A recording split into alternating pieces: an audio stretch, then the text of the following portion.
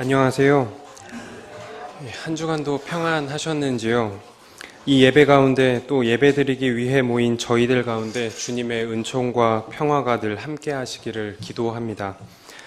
저는 오늘 매우 익숙하면서도 낯선, 그래서 한편으로 매우 어렵고 다소 부담스럽기까지 느껴지는 교회에 대해서 여러분과 함께 나누고자 이 자리에 섰습니다. 시작하는 운을 띄우면서 먼저 물음을 던지고 싶습니다. 교회란 도대체 무엇일까요?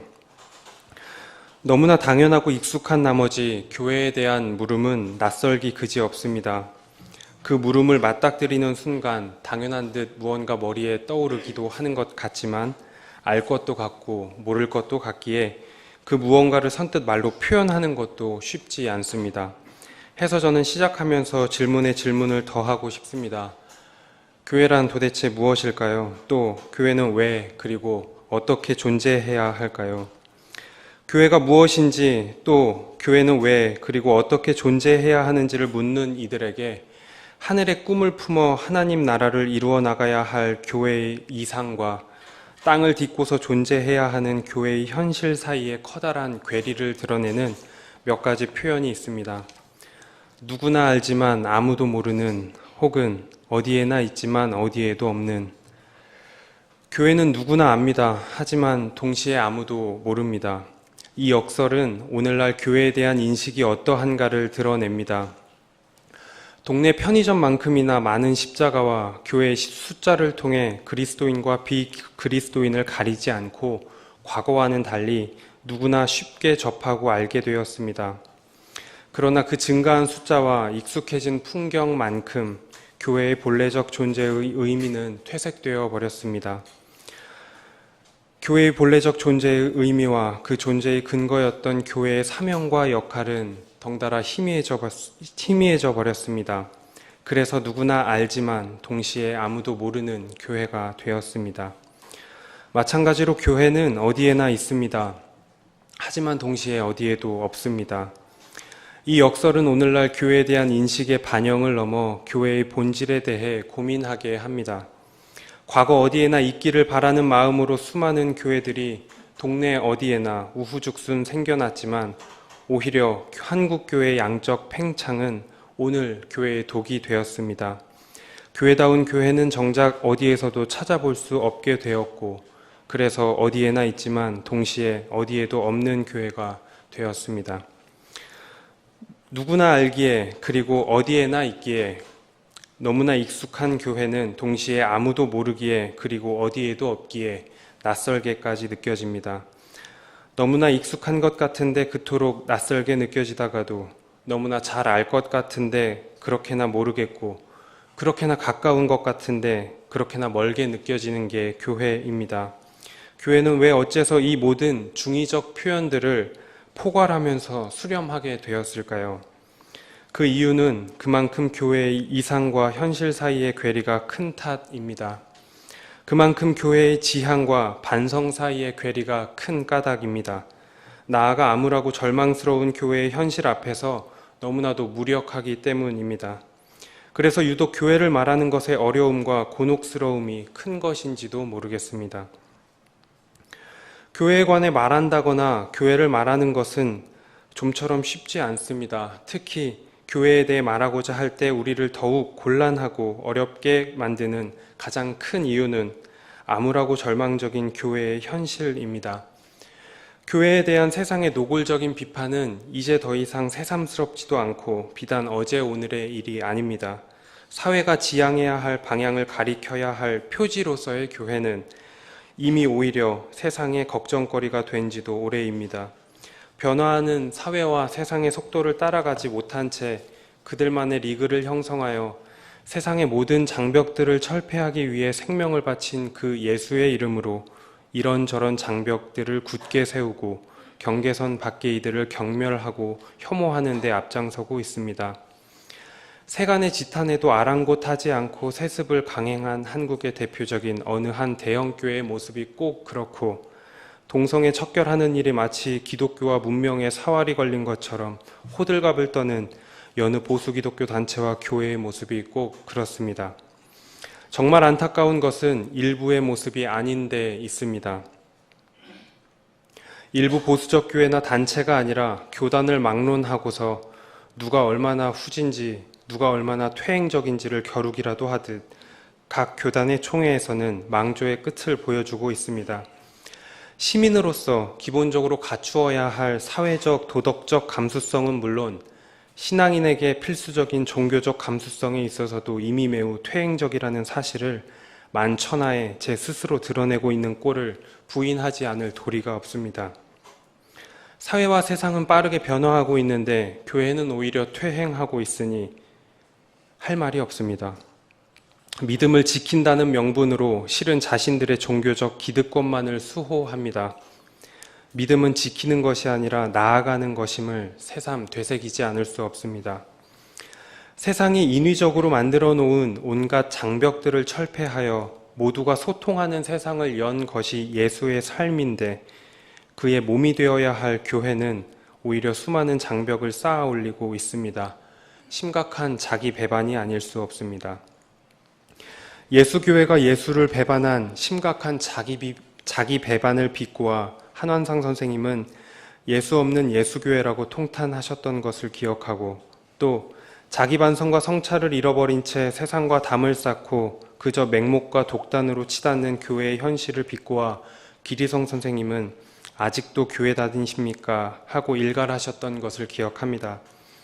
이렇듯 암울하고 절망적인 현실에서 교회는 무엇일까요? 교회는 무엇이며 도대체 왜 그리고 어떻게 존재해야 하는 것일까요? 신학에서 중요한 주요 주제들 중 어느 하나 쉬운 것은 없지만 그 중에 제일 어렵고 곤혹스러운 것이 바로 교회론입니다. 교회는 그리스도교 신앙과 전통을 이해하는 데 있어 결코 주변적인 것이 아니라 필수적입니다. 마치 예수와 하나님 나라가 분리될 수 없듯이 교회를 이해하기 위해서는 예수와 하나님 나라에 대한 이해 없이는 불가능하고 교회를 배제한 채 역사 속에서 예수와 하나님 나라를 깊이 이해한다는 것은 어불성설이기 때문입니다. 하나님 나라와 교회의 관계는 불가분의 관계이며 곧 교회는 하나님 나라에 대한 희망을 담지하는 존재로서 하나님 나라를 지상에 실현하는 것을 목표로 존재합니다. 신에 대해 묻는 것도 어려운데 또 예수에 대해 묻는 것도 어려운데 교회에 대해서 묻는 것이 어려운 이유가 바로 여기에 있습니다. 신에 대한 물음인 신론, 예수에 대한 물음으로 점철되는 그리스도론, 성령에 대한 물음인 성령론이 종합적으로 구성될 수밖에 없는 것이 교회론이기 때문입니다. 신을 어떻게 이해하고 있는지, 예수를 어떻게 이해하고 있는지, 또 성령을 어떻게 이해하고 있는지에 따라 그 존재의 존재 의미와 성격은 확연히 달라질 수밖에 없는 까닭입니다. 해서 교회를 바라보면 그 교회가 하나님과 예수 그리스도, 성령을 어떻게 바라보고 이해하고 있는지를 알 수 있습니다. 그러므로 교회론은 신학의 여러 주제 중 하나이지만 다른 여러 주제들과 깊이 연결되지 않을 수 없는 오히려 다른 여러 신학적 주제들의 방향과 성격을 결정짓는 데 매우 중요합니다. 교회론이야말로 신학과 윤리 그리고 이론과 실천이 만날 수 있고 만나야만 하는 접점 그 자체이기 때문입니다. 특히 비가시적인 것들 투성인 것 중에서 유일하게 교회는 신앙의 여정을 걷는 그리스도인들의 매우 가시적인 증표인 까닭입니다. 그러므로 항상 지금 여기에 현실에서 출발할 수밖에 없는 우리는 언제나 교회를 말하는 것에 대해 어려움을 느낄 수밖에 없습니다. 해서 다시 묻습니다. 교회는 무엇일까요? 도대체 교회는 무엇이며 왜 그리고 어떻게 존재해야 하는 것일까요? 앞서 살펴보았듯이 누구나 알지만 아무도 모르는 교회, 어디에나 있지만 어디에도 없는 교회, 너무나 익숙하지만 그토록 낯선 교회, 알다가도 모르겠고 가깝고도 먼 교회에 대한 많은 이들의 공감은 오늘날 교회에 대한 어떤 징후를 드러낸다고 볼 수 있습니다. 그리고 그러한 표현은 가나안 성도 현상, 교회 유민화, 종교 유민화 시대로 일컬어지는 탈교회 시대 등으로 현대 사회의 어떤 시대적 징후를 암시합니다. 영적이지만 종교적이지는 않다거나 예수는 좋지만 교회는 싫다와 같은 표현은 이러한 오늘날의 징후를 드러내는 표현의 다름 아닙니다. 해서 이러한 징후는 교회란 무엇이며 그리고 왜 어떻게 존재해야 하는지와 같은 근원적인 성찰적 물음과 대면하게 합니다. 그러므로 우리에게는 언제나 있지만 어디에도 없는 교회에 대한 근원적인 성찰적 물음을 외면하지 않고 정직하고 치열하게 되물어야 할 과제가 있습니다. 이러한 정직하고 치열한 되물음의 과정 속에서 역사 속의 교회, 그리고 교회의 역사를 살펴보는 일은 매우 유의미합니다. 교회는 역사적 전개 과정 속에서 끊임없이 그리스도인들이 모여 이룬 신앙 공동체로서 그리스도인들은 자신의 삶의 정황과 당대의 사회 및 문화, 세계관 등에 의거하여 교회의 정체성을 이해하여 왔습니다. 때문에 교회는 결코 고정불변의 교리를 담지한 채 반복하여 전달하는 것일 수 없고 애초에 그럴 수도 없습니다. 왜냐하면 이미 우리의 다양한 삶의 구체적 정황 속에서 공동체의 신앙을 고백하고 교회의 본질과 사명을 끊임없이 재해석하는 과정에서 맺게 된 결실 그 자체가 교회이기 때문입니다. 그러나 예수로 인해 잉태된 교회, 그리고 교회로 인해 재현되어야 하는 재현되는 예수 사이에는 커다란 간극이 존재합니다. 예수의 삶과 메시지에서 가장 중요한 핵심적 가치를 이루는 것은 사랑에 기초한 하나님 나라 운동인 것에 반해 제도화된 종교로서의 교회는 오랜 기간 그 자체의 조직화를 통한 기독교 우월주의, 성직자 중심주의, 승리주의, 율법주의를 그 중심적 가치를 두면서 교회 조직 자체의 유지가 주된 존재 이유였기 때문입니다. 역사적으로도 예수와 교회 사이에는 연속성과 불연속성이 서로 공존해 왔던 것이 사실입니다. 그래서 오래전 신학자 알프레드 로이지는 예수는 하나님 나라를 선포하였다. 그러나 나중에 온 것은 교회였다. 라고 언술한 바 있습니다. 이러한 로이지의 진술은 오랜 시간 오해를 받아왔는데 그 오해는 예수의 하나님 나라 선포와 교회의 불연속성에 기초합니다. 예수는 짧은 생애 동안 하나님 나라 운동을 통해 이 땅에서 하나님 나라를 실현하려고 했으나 예수의 죽음 이후 예수의 기대와는 달리 그의 제자들은 이 땅에 하나님 나라 대신에 교회를 세웠다는 겁니다. 그러므로 예수가 세우려던 것은 교회가 아니라 하나님 나라였으므로 교회는 예수와 아무 상관이 없고 예수와 제자들 사이에는 그만큼 커다란 괴리가 있었다는 겁니다. 일견 그러한 오해는 타당하고 당연해 보입니다. 예수가 실현하고자 했던 이상적 하나님 나라와 예수의 죽음 이후 존재해왔던 현실의 교회는 상당한 거리가 있기 때문입니다. 그러나 로이지의 의도는 하나님 나라 운동과 교회의 대비를 통한 교회의 무용론이 아니라 오히려 예수의 하나님 나라 운동의 지향을 담은 교회의 존재 근거에 대한 강조이고 복음의 새로운 형식으로의 확장이며 그로 인한 교회의 새로운 역할과 책임 그리고 과제를 지시하는 것으로 이해할 수 있습니다. 물론 예수 이전에는 없었던 모습과 방식의 신앙 공동체이지만 예수의 죽음 이후 본래의 방식으로 전개될 수 없었던 하나님 나라 운동은 교회의 등장으로 인해 축소된 것이 아니라 확장된 것으로도 볼 수 있기 때문입니다. 이러한 연유로 교회의 의미를 우리는 더 의미 있게 재정의할 수 있습니다. 교회, 즉 에클레시아는 예수의 죽음을 경험하고 기억하며 부활을 통해 예수의 현존을 새롭게 체험한 그리스도인들이 다시 모이기 시작한 현상에 기초하기 때문에 교회는 조직이나 제도 그리고 건물이기 이전에 그리스도인들이 예수의 삶과 죽음, 부활을 기억하는 그리스도인들의 공동체인 것입니다. 그러므로 역사 속의 교회의 역사는 예수로 인해 교회가 잉태되었음을 동시에 교회로 인해 예수가 재현되어야 함을 우리에게 분명히 알려줍니다. 예수로 잉태된 교회는 예수가 사랑을 증언한 곳에서 태동된 그 교회는 끊임없이 예수를 지금 여기에서 재현해야 할 과제를 숙명적으로 지니지 않을 수 없습니다. 교회의 존재 근거 자체가 예수가 증언한 사랑에 기초하며 예수가 실현하고자 한 하나님 나라 운동을 지향합니다. 철저한 세상과 타자를 향한 사랑의 실천 그리고 수행으로 일관했던 예수가 내내 증언했던 그 사랑과 하나님 나라 운동은 교회가 왜 그리고 어떻게 존재해야 하는지에 대한 근거 자체이자 지향해야 할 이정표임을 우리는 잊지 말아야 합니다. 오늘 우리에게 주시는 첫 번째 말씀을 통해서도 바울은 이방인과 유대인들을 향해 교회의 일치와 하나됨의 과정을 교회의 의미를 공동체적으로 풀어 비유하면서 교회가 무엇인가에 대한 교회의 본질에 대해서 또 교회의 신비에 대해서 아주 분명하게 서술합니다. 바울은 그가 쓴 목회 서신들 중에서 종종 교회를 건축과 건물에 비유하여 사용하곤 했는데 그래서 교회를 단순히 건물로 오해하기도 합니다. 하지만 여러분이라는 주어 사용에 있어서 이미 건물이 아닌 그리스도인들의 공동체임을 분명히 합니다. 해서 다시 고쳐 읽어보자면 여러분은 사도들과 예언자들이 놓은 기초 위에 세워진 교회이며 그리스도 예수가 그 모퉁이 돌이 되십니다. 그리스도 안에서 교회 전체가 연결되어서 주님 안에서 자라서 성전이 됩니다. 그리스도 안에서 여러분도 함께 세워져서 하나님이 성령으로 거하실 처소가 됩니다.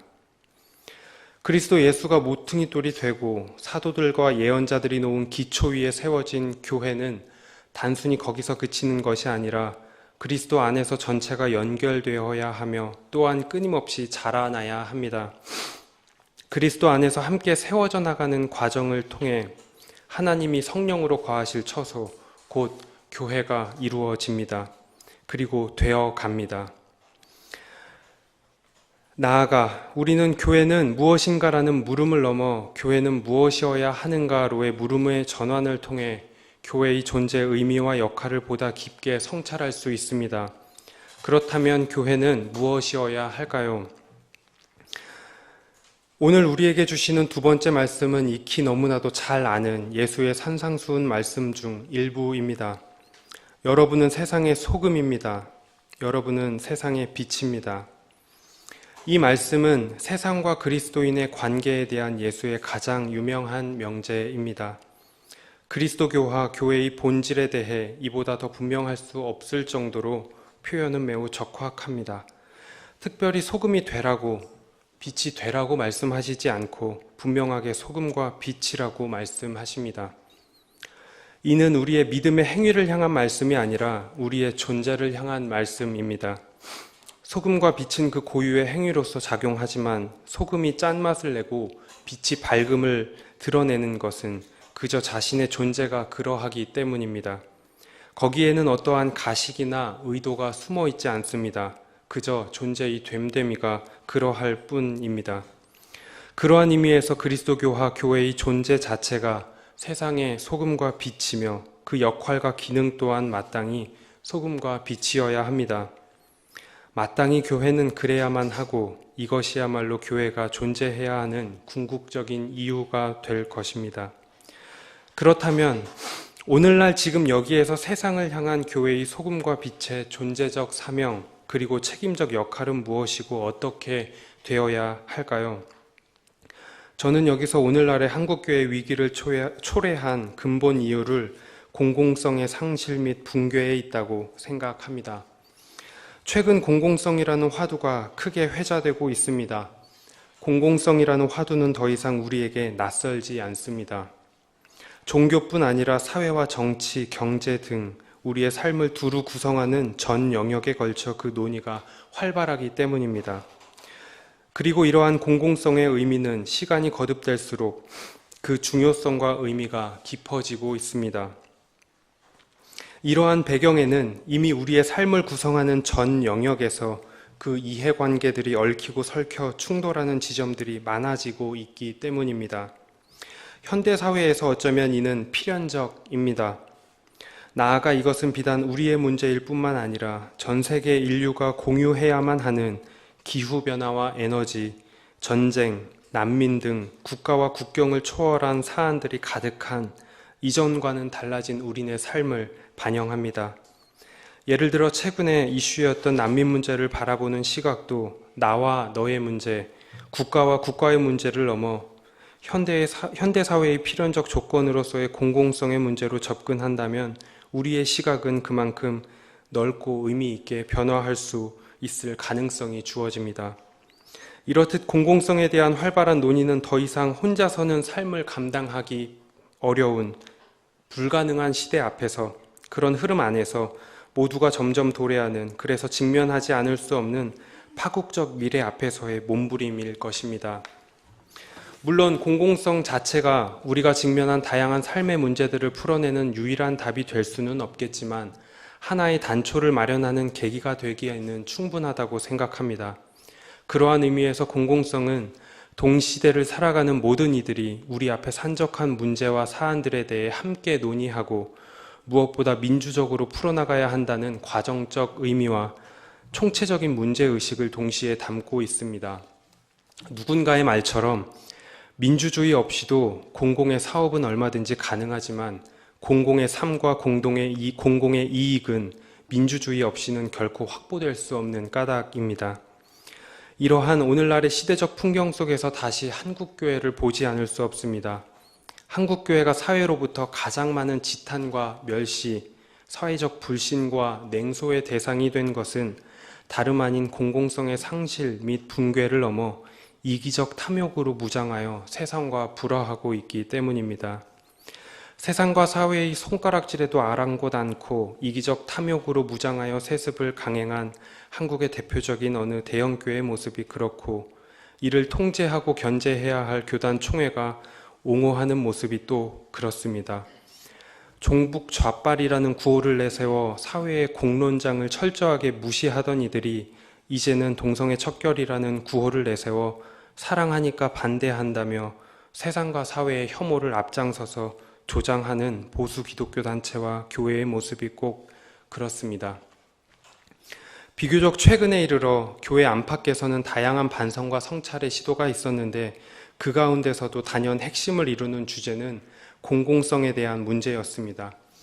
여기서 공공성이라는 화두가 교회의 울타리를 넘어서는 시대적 요구임을 직시할 때 교회가 세상을 향해 건강한 방향과 비전을 제시하면서 나온 말이 아니라 오히려 세상과 사회가 교회가 상업화되고 사유화되는 것을 우려하고 경고하면서 나온 차원이라는 것을 우리는 결코 쉽게 간과해서는 안 됩니다.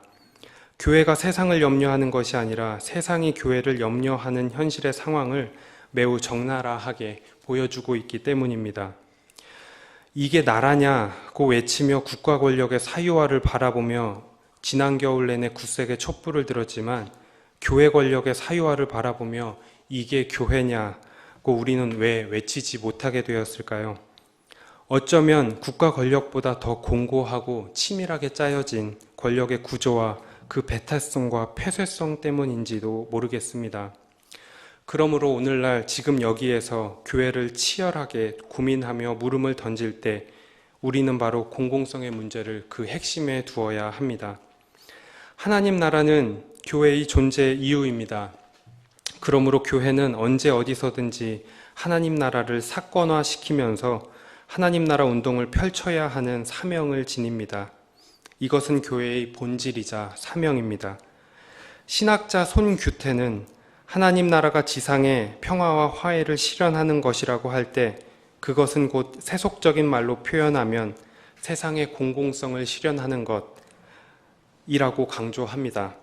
즉 하나님 나라의 실현이라는 신앙적 실천을 세속적 표현 혹은 비종교적 표현으로 고쳐 말하자면 다름 아닌 공공성의 실현이라는 말입니다. 저는 그래서 지금 여기에서의 교회의 의미를 논할 때 그 쟁점과 화두로 합리적 공공성과 종교적 수행성에 주목합니다.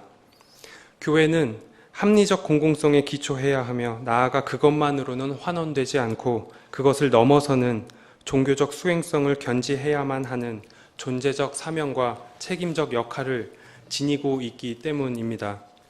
소금과 빛이 자신의 존재를 녹이고 태우면서 그 존재적 사명과 책임적 역할을 다하듯이 교회 또한 세상과 사회의 공공성의 실현을 넘어 자신을 넘어서는 이타적 사랑의 실천을 수행하는 것, 곧 철저하게 타자를 향하고 위하는 사랑의 실천을 수행하는 것, 그것이 존재 근거이기 때문입니다. 하나님 나라의 징표이자 표지로서 세상 속에서 세상을 넘어 존재해야만 하는 교회는 바로 합리적 공공성과 종교적 수행성의 징표이자 표지여야 합니다. 지금까지의 교회는 그 교회를 구성하는 개인들의 믿음과 신앙의 고백을 토대로 이루어진 공동체라고 이해하여 왔지만 오늘날 지금 여기에서의 교회는 이러한 이해와 동시에 예수 사건이 재현되는 실천과 수행을 토대로 세워지는 공동체로 이해해야 합니다. 지금 여기에서 오늘의 예수 사건을 만들어가고 경험하며 이를 공동체적으로 나누면서 끊임없이 자기 자신을 넓혀 나가야 합니다. 자기에 갇히고 생각에 갇히며 이데올로기와 자본에 갇혀서 살 것이 아니라 함께 공동의 꿈을 꾸고 그 꿈을 지금 여기에서 오늘의 공동체적 삶으로 풀어낼 때 우리는 곧 하나님의 백성, 그리고 예수 그리스도의 몸, 그리고 성령의 공동체인 교회로 온전하게 살아갈 수 있습니다. 특히 오늘날 지금 여기에서 우리에게 요구되는 교회의 본질과 사명을 깊이 성찰할 때 우리는 공공적, 수행적 교회로 나아가야 합니다. 공공적, 수행적 교회라고 표현하고자 할 때 그 의미는 합리적 공공성을 바탕으로 나아가 그것을 전제하여 끊임없이 종교적 수행성을 견지함을 통해 나아가야 한다는 문제의식을 함의합니다. 그러므로 합리적 공공성은 언제나 종교적 수행성으로부터 마땅히 교회가 나아가야 할 방향에 대해 자극을 받고 종교적 수행성은 언제나 합리적 공공성으로부터 교회가 자기 안에 갇혀 맹목적이지 않기 위해 점검받아야 합니다. 이러한 관계가 전제될 때 합리적 공공성에 기초하여 사회와 현실을 정의롭게 세우고자 하는 차원을 넘어 보다 근본적으로는 철저하게 타자를 향한 존재, 타자를 위한 존재로서 교회는 존재할 수 있습니다. 이러한 이해에 기초한 공공적 수행적 교회야말로 새삼스럽지만 특별히 오늘날 지금 여기에서 우리에게 요청되는 교회의 존재 의미이자 이유가 되어준다고 생각합니다. 나아가 공공성과 수행성이 지금 여기에서의 교회의 원심력이라면 공동체성은 교회의 구심력입니다. 원심력과 구심력이 균형을 이룰 때 우리는 하나님의 백성, 그리스도의 몸, 성령의 공동체로서 교회로 존재할 수 있습니다. 별 하나는 외롭지만 별들이 이루는 성좌는 찬란하듯이 우리 모두 개인일 때는 외롭고 무력할지라도 공동체로 함께일 때 바로 세상 속에서 세상을 넘는 교회의 가능성이 주어질 것이라고 생각하기 때문입니다. 공동체는 내가 내 안에 갇히지 않고 내가 나를 넘어설 수 있는 가능성의 조건이자 바탕입니다. 신학적으로 고쳐 표현하자면 공동체는 자기 비움과 자기 초월이 이루어지는 바탕이자 가능성의 공간입니다. 그래서 공동체가 중요하고 공동체로서의 교회가 중요하지 않을 수 없습니다. 얼마 전 한국을 방문했던 미국의 신학자 테드 제닝스는 기독교가 없는 사회가 올 것이라는 의미심장한 말을 남겼습니다.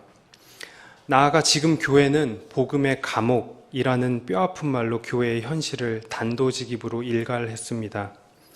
이미 기독교 이후 신학을 진지하게 고민하지 않을 수 없는 세상과 사회에서 복음을 드러내기는커녕 복음을 가두고 있는 복음의 감옥으로 존재하는 교회의 현실에서 나아가 기독교가 없는 사회가 도래할지 모르는 오늘날의 현실에서 우리는 교회 이후 그리고 교회 너머를 고민하며 준비하지 않을 수 없습니다.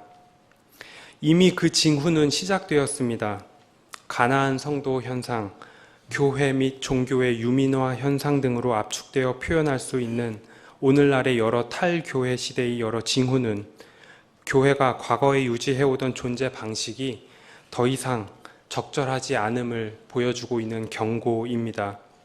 그리고 동시에 교회가 새로운 공동체로 다시 태어나지 않으면 더 이상 생명력을 지닌 종교로서의 역할과 기능을 할 수 없다는 경고에 다름 아닐 것입니다. 이와 같은 분명한 교회의 현실을 직시하면서 다시금 교회에 대해 정직하고 치열한 물음을 던지는 것으로부터 새로운 교회를 찾아 떠나는 여정을 시작할 수 있다고 생각합니다.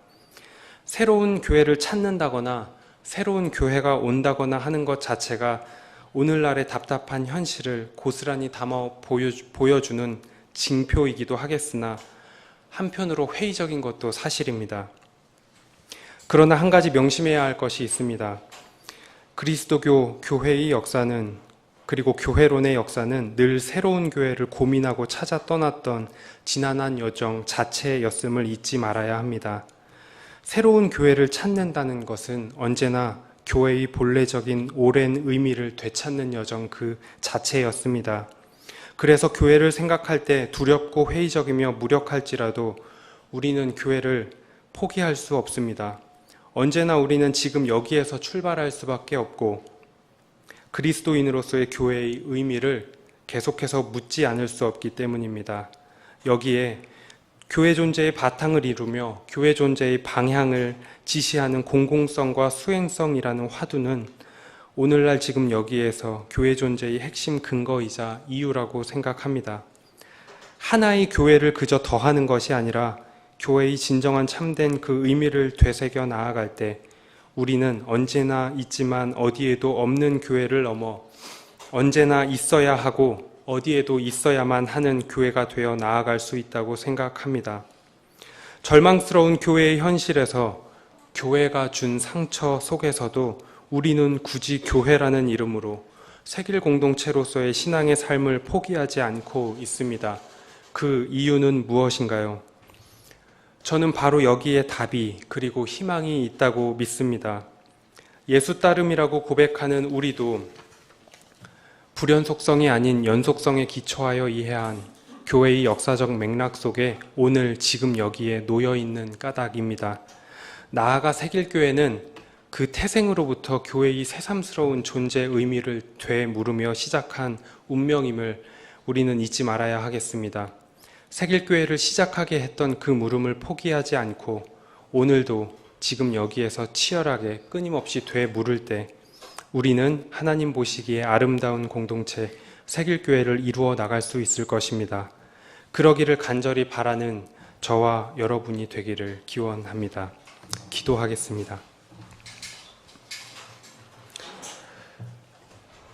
사랑의 하나님, 사랑이신 하나님을 증언한 예수를 따라 교회로 모인 저희들, 예수 따름이라고 고백하기도 부끄러운 시절이지만 저희들이 예배하고 신앙하는 삶의 의미를 묻고 물어 하나님 보시기에 아름다운 교회가 되어 가기를 간절히 예수 그리스도의 이름으로 기도드립니다. 아멘.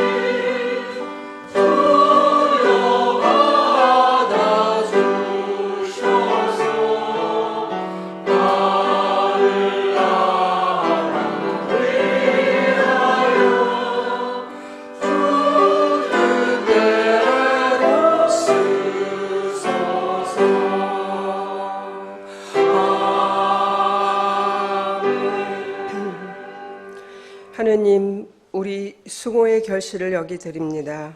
우리가 더욱 열심히 수고할 수 있는 직장을 허락하시고 일이 없는 교우들에게는 힘써 즐겁게 일할 수 있는 기회를 허락하여 주십시오. 기쁨으로 드리는 이 헌금이 소외된 이웃에게 다가가기를 원하며 물질을 지혜롭게 쓸 것을 가르쳐 주신 예수님 이름으로 기도합니다. 아멘. 예, 지금 이웃을 위한 묵상은 저 개인적인 어떤 사정이 있는 거긴 한데요. 이번 미국 방문 중에 제가 뉴멕시코 주에 있는 미 원주민 마을에서 선교사로 살고 있는 남창식 선교사님 부부를 만나고 왔습니다. 그분은 4, 5년 전까지 수년 동안 우리 교회와 인연을 맺고 있었더랬습니다.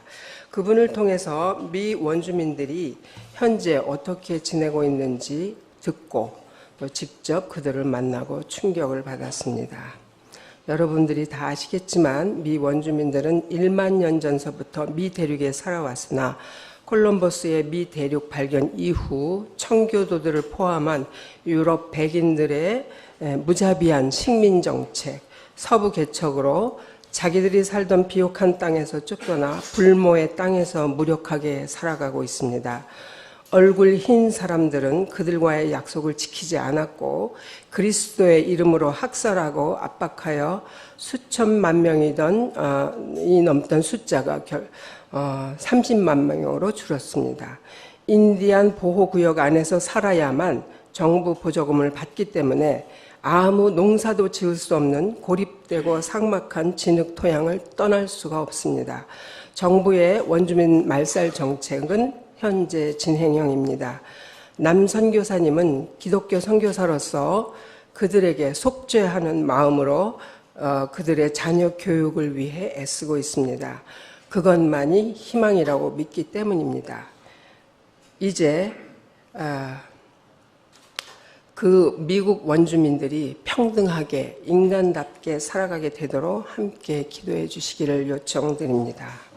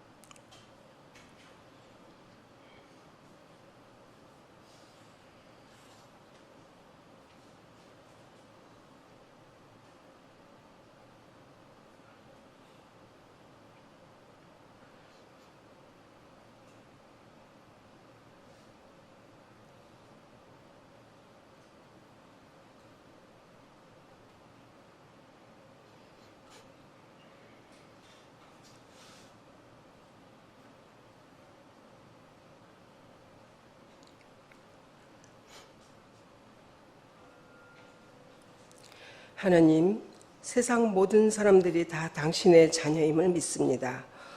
오늘날의 미국의 번영의 이면에는 500년 동안 유럽 백인들에 의해 그리고 기독교도들이 욕심에 의해 마녀 사냥의 제물이 되듯 학살되었고 지금도 평등한 국민 대우를 받지 못하는 미 원주민들이 있습니다. 그들을 위해 기도합니다. 무기력하고 절망에 빠져있는 그들의 영혼을 살려주십시오.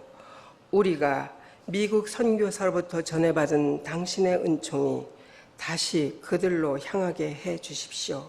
가난과 억압과 소외된 자들의 친구이셨던 예수님 이름으로 기도합니다. 아멘.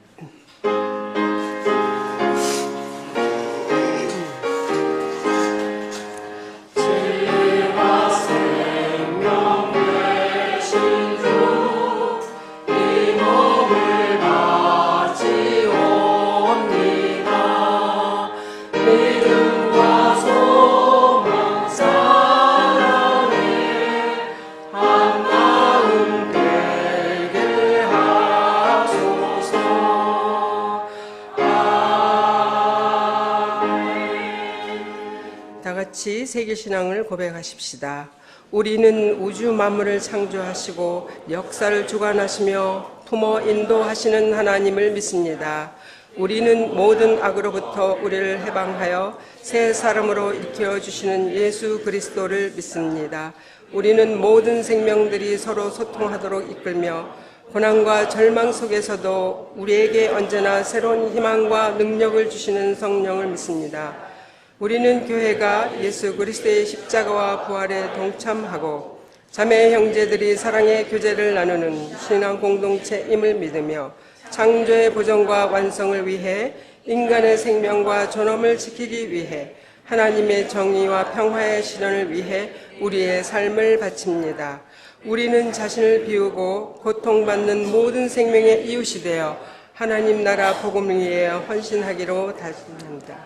다 같이 기도하시겠습니다. 당신의 은총의 재앙이신 타자를 향한 사랑을 수행하기 위해 합리적 공공성과 종교적 수행성을 견지함으로 빛과 소금의 역할을 다하는 하나님 나라로서의 교회를 새겨나갈 것을 믿으며 주기도문으로 예배를 마치겠습니다. 함께하여 주시옵소서. 하늘에 계신 우리 아버지여, 나라의 임하옵시며 뜻이 하늘에서 이룬 것 같이 땅에서도 이루어지이다.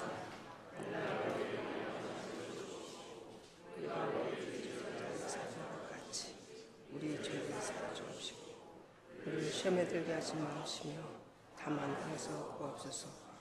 나라와 권세와 영광이 아버지께 영원히 있사옵나이다.